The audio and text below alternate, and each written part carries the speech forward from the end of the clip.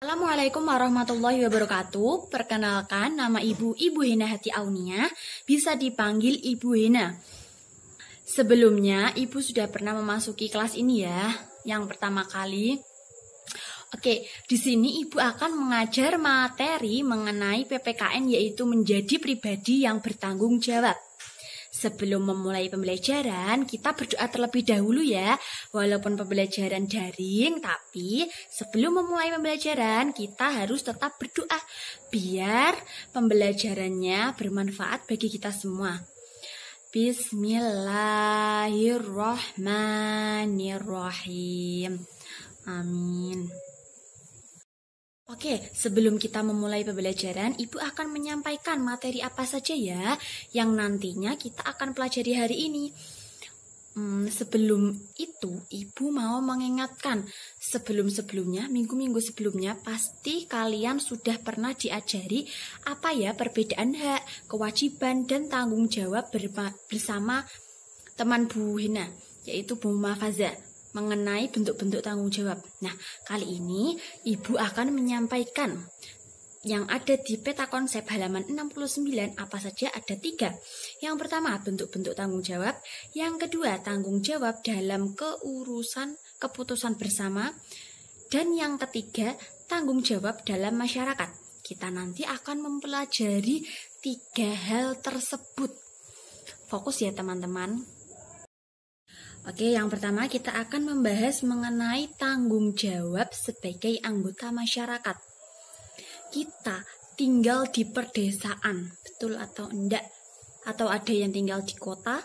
Pasti rata-rata tinggal di perdesaan ya, bersama dengan tetangga-tetangga, rumahnya berdekatan, bersampingan. Nah, kita hidup itu tidak sendirian, karena kita sebagai makhluk sosial pasti membutuhkan rekan lainnya, baik dalam memenuhi kebutuhan sehari-hari maupun memenuhi hal-hal yang lainnya. Nah, kita itu hidup bertetangga, hidup bermasyarakat. Kalau kita hidup bermasyarakat, artinya kita hidup harus saling membantu, gotong royong, tidak boleh acuh tak acuh terhadap tetangga yang kesulitan. Betul atau tidak? Betul sekali. Kita sebagai warga masyarakat yang baik harus melakukan kewajiban yang baik pula. Apa ya kira-kira kewajiban kita terhadap anggota masyarakat? Kewajiban kita kepada anggota masyarakat sebagai anggota masyarakat. Apa kewajiban kita sebagai anggota masyarakat itu apa? Yaitu tadi, yang terpenting yaitu saling tolong menolong. Coba dilihat ketika ada kerja bakti. Kita sebagai makhluk yang membutuhkan, orang lain, tidak terlepas dari orang lain, pasti akan membantu jika tetangganya atau lingkungannya mengalami hal yang tidak enak. Contohnya tadi kerja bakti. Kerja bakti itu membersihkan lingkungan biar cepat selesai, terus lingkungannya biar bersih, terus terhindar dari hal-hal yang buruk, bukankah begitu? Ya. Nah, kewajiban kita sebagai masyarakat itu seperti apa ya ketika terjadi kerja bakti di lingkungan sekitar kita? Ya, kewajiban kita satu, membantu supaya pekerjaan tetangga kita atau lingkungan di masyarakat kita itu menjadi cepat selesai. Kewajibannya kene iku ngopo? Ya membantu ngewangi ben celah gaweane kuwi gles lebar. Karena ketika ada kerja bakti di lingkungan masyarakat kita, pasti orang tersebut membutuhkan bantuan orang lain, tidak hanya satu individu saja. Coba ditengok ketika kalian melihat bapak kalian kerja bakti di hari Jumat, membersihkan selokan, terus mengepel masjid, membersihkan masjid, dilakukan secara bersama-sama, sehingga pekerjaan yang tadinya berat menjadi pekerjaan yang cepat selesai dan ringan. sudah paham kewajiban mengenai anggota masyarakat kita sebagai anggota masyarakat ini loh. Harus peduli terhadap lingkungan yang kita tempati. Tidak boleh acuh tak acuh. Kalau kita acuh tak acuh, ya tadi lingkungannya ya juga berdampak buruk bagi kita. Nanti tetangga kita, loh itu loh si A, kok kalau ada kerja bakti tidak mau membantu, itu pasti menjadi nama kita menjadi tercoreng buruk, tidak baik. Jadi kewajiban kita ya saling membantu, terus menciptakan lingkungan yang damai, tidak menyalahi aturan, terus menjaga kebersihan lingkungan tadi, membersihkan selokan, tidak membuang sampah, membantu membersihkan masjid yang ada di masyarakat kita, mengikuti kegiatan desa. Kalau sudah paham, kita lanjut ke materi selanjutnya, yaitu tanggung jawab kita sebagai anggota kelompok.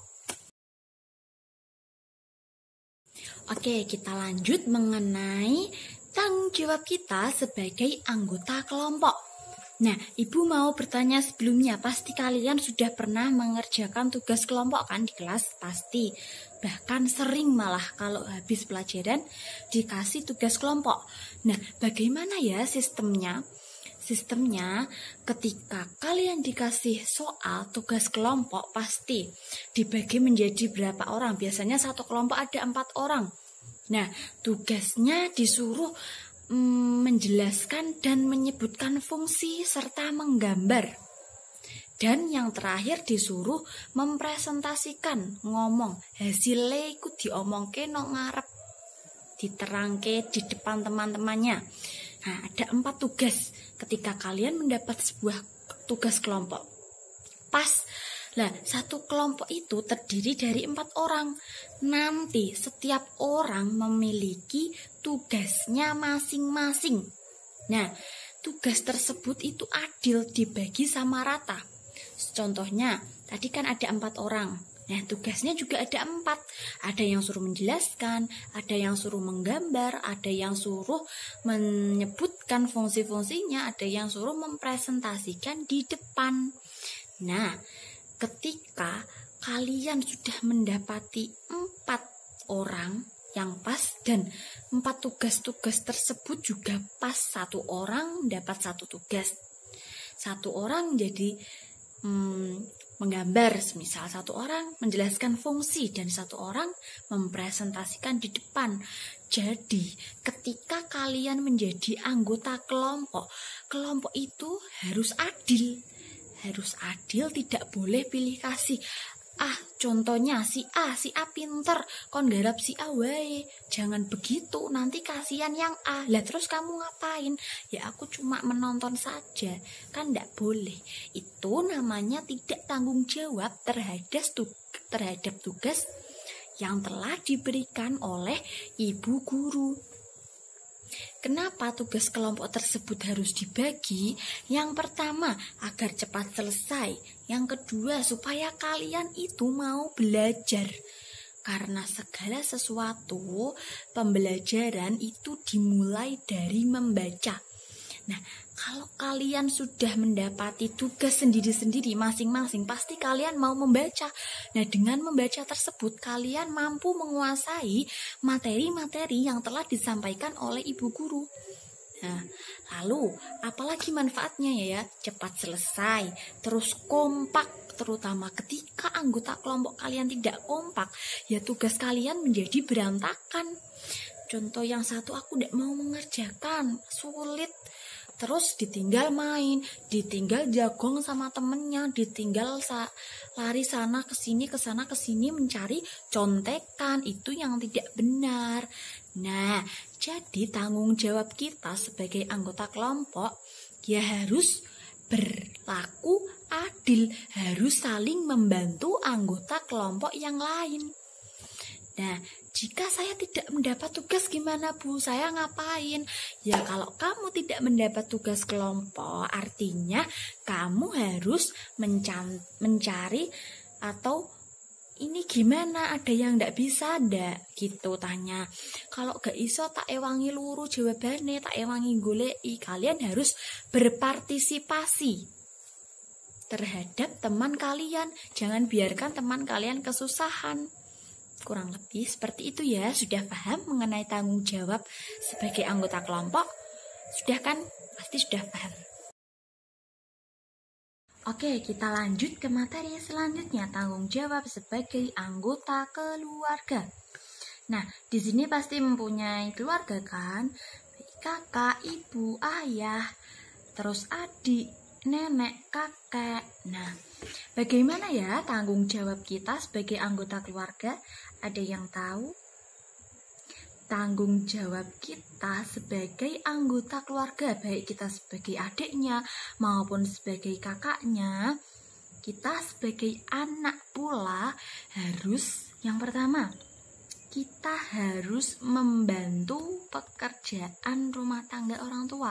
Misalnya hal-hal yang ringan saja, menyapu, terus menyiram tanaman, terus mengepel lantai, dan masih banyak lagi pekerjaan yang ringan-ringan saja. Tanggung jawab kita ketika melihat orang tua kesusahan.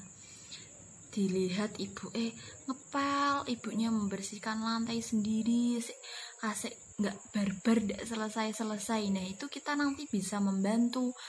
Wah, seake ya ibu gak ono sing ngewangi, ya dibantu. Terus apalagi, contoh yang sederhana saja, kita berusaha menjadi anak yang berbakti kepada ayah dan ibu, yaitu tadi bisa membantu pekerjaan rumah tangga, dan mengepel, menyapu lantai, dan juga yang lainnya. Ada juga apalagi biasanya membuang sampah pada tempatnya, terus membakar sampah tadi biar tidak di lubung laler, biar baunya enggak busuk.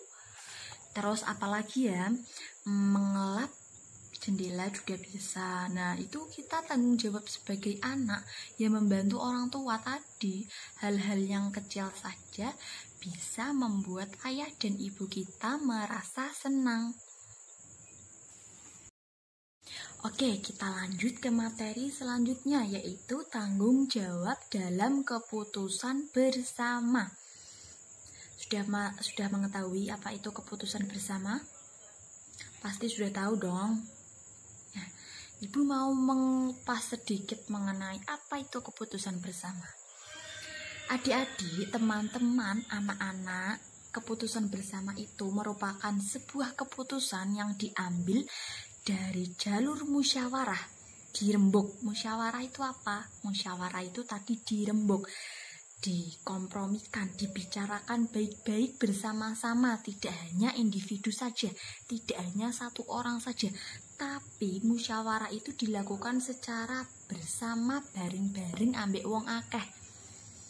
Misalnya musyawarah pemilihan ketua OSIS. Nah, pemilihan tersebut dilakukan secara musyawarah untuk mufakat. Dirembuk, musyawarah itu tadi dilakukan oleh 20 orang, di mana di dalam musyawarah itu dibahas sebaiknya ini gimana. Nah, apa yang harus kita lakukan sehingga terpilih menjadi ketua OSIS yang dapat bertanggung jawab ke depannya nanti terhadap tugas-tugasnya. Kurang lebih seperti itu, musyawarah untuk mufakat. Nah, ketika musyawarah tersebut sudah berhasil dan menghasilkan sebuah mufakat. Mufakat itu kesepakatan. Coba Ibu kasih contoh ya, ketika Ibu sudah sedang bermusyawarah sama teman-teman Ibu untuk melaksanakan pemilihan ketua OSIS. Dibicarakan, wah ini calonnya namanya Aziz, bagaimana ya dia sifatnya, terus kelihayannya dalam memimpin sebuah organisasi, itu dibicarakan semuanya. Apakah dia mampu atau tidak? Jika semua yang sudah ada, yang teman-teman Ibu tadi melakukan rapat tadi sudah setuju, menghasilkan sebuah kesepakatan kalau si Aziz ini bisa bertanggung jawab terhadap tugasnya.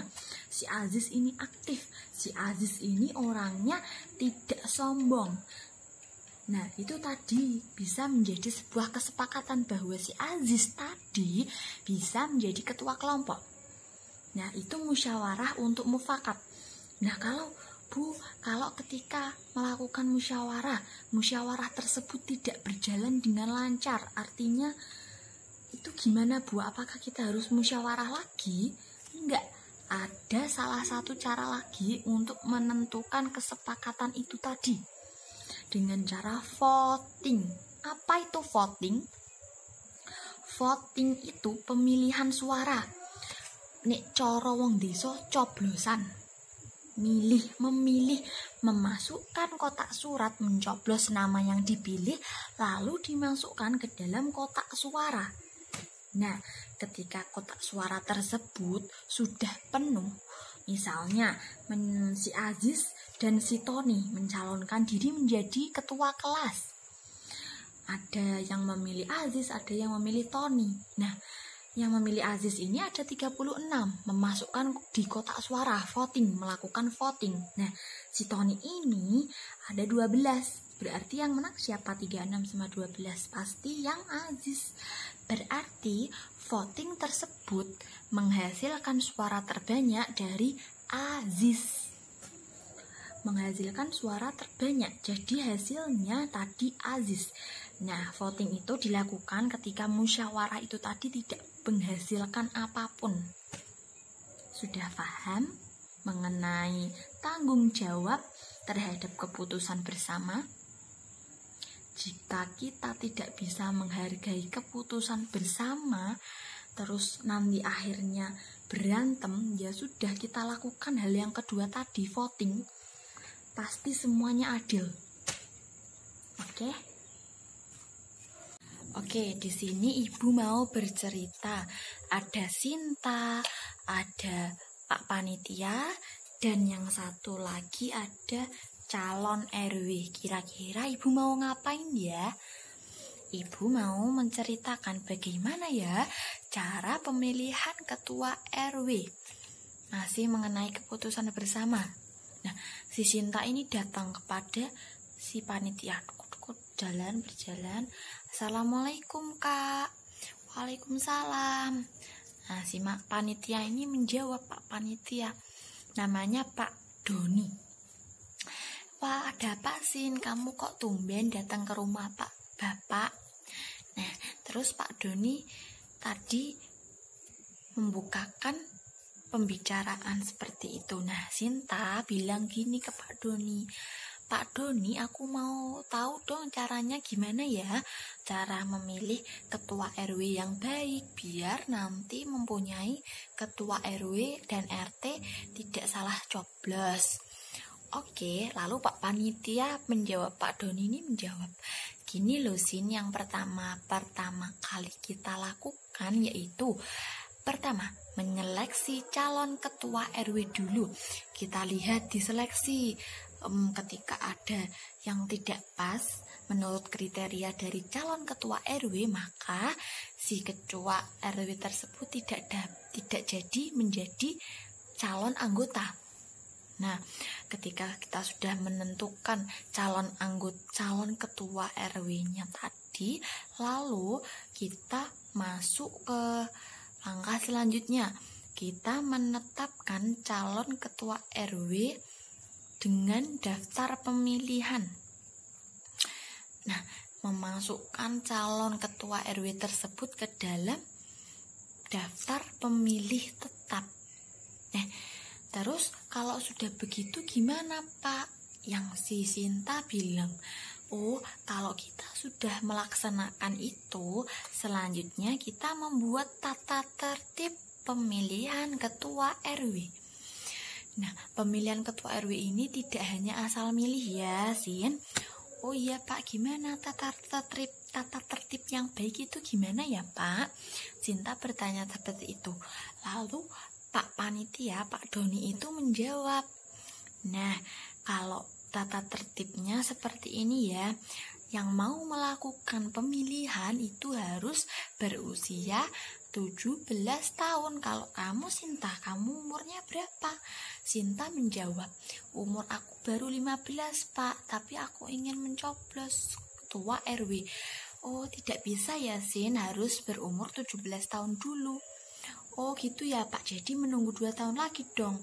Terus Pak Panitia menjawab, iya betul banget, tunggu 2 tahun lagi ya, kalau kamu sudah punya KTP.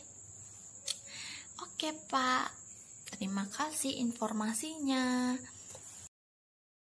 Baik, kita sudah sampai di penghujung materi, yaitu bagaimana caranya membudayakan gotong royong. Tadi Ibu sudah mengungkit-ungkit, sudah membahas sedikit mengenai apa itu gotong royong di materi-materi sebelumnya tadi. Yang pertama, apa itu gotong royong? Gotong royong itu sebuah pekerjaan yang dilakukan oleh orang-orang banyak bersama-sama sehingga pekerjaan tersebut dapat terselesaikan dengan cepat dan terasa ringan, tidak ngaboti awake dhewe. Dilakukan bersama teman-teman, dilakukan bersama anggota yang lainnya. Lalu bagaimana ya cara membudayakan gotong royong tersebut? Bagaimana ya? Kepiye yo ben gotong royong iku tadi bisa menetap, bisa menjadi pribadi yang ada pada diri kita. Bagaimana? Yaitu tadi Ibu sudah pernah membahas di materi sebelumnya ya. Kita bisa melakukan kerja bakti, terus usaha tersebut, kerja bakti tersebut dilakukan secara bersama-sama. Nah, setiap peserta, setiap anggota masyarakat tadi berpartisipasi untuk melaksanakan kewajibannya masing-masing. Ada yang membersihkan selokan, ada yang membelikan minuman, terus gorengan, sehingga teman-teman tadi ya yang melakukan kerja bakti tadi tidak merasa perutnya tidak merasa lapar. Nek saumpama kita ikut kerja bakti terus tidak dapat pekerjaan apapun karena semuanya itu sudah dibagi sama warga masyarakat yang lain, ya kita bantu seadanya saja. Misal kita bisa membantu membelikan minuman, makanan, jajanan, ya kita bantu. Nah, gotong royong itu memiliki hati yang bersih. Kok bisa? Ya karena gotong royong tersebut dilakukan secara ikhlas, tidak tertekan, batinnya itu tidak tertekan. Coba bayangkan, kalian bekerja, kalian macul, ngeresiki selokan, membersihkan masjid. Kalau hatinya tidak ikhlas, tidak berpartisipasi secara penuh, maka yang didapatkan hanya capek saja. Percuma kalau kalian itu hatinya tidak lepas. Coba bayangkan, bila desa kalian tidak ada kerja bakti sama sekali dan desa kalian itu kotor, terus selokane mampet, terus hujan deres, gak ada yang membersihkan selokan, pasti akibatnya apa? Banjir, betul. Ketika kita sebagai warga masyarakat tidak melaksanakan tanggung jawab tersebut terhadap lingkungan sekitar tersebut juga akan menimbulkan dampak yang negatif bagi lingkungan kita. Yaitu tadi, jika selokan tidak dibersihkan, maka jika terjadi banjir,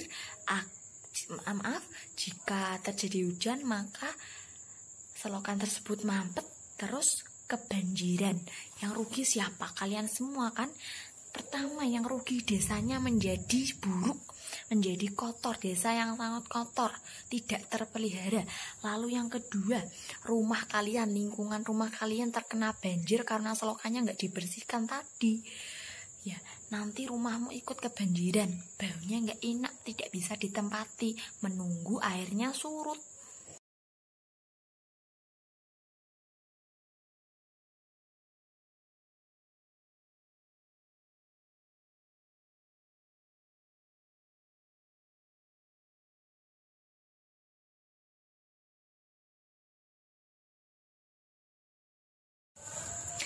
Sekian dulu pembelajaran hari ini secara daring. Semoga apa yang Ibu sampaikan dapat bermanfaat bagi kalian semua ya. Nah, tadi kita sudah mempelajari mengenai tanggung jawab, terus hak dan kewajiban, terus akibat jika kita tidak melakukan hak dan kewajiban kita terhadap lingkungan sekitar, dan masih banyak lagi. Semoga apa yang Ibu sampaikan itu benar-benar bisa bermanfaat bagi kalian. Mohon maaf apabila Ibu ada salah dalam penyampaian materi. Wassalamualaikum warahmatullahi wabarakatuh.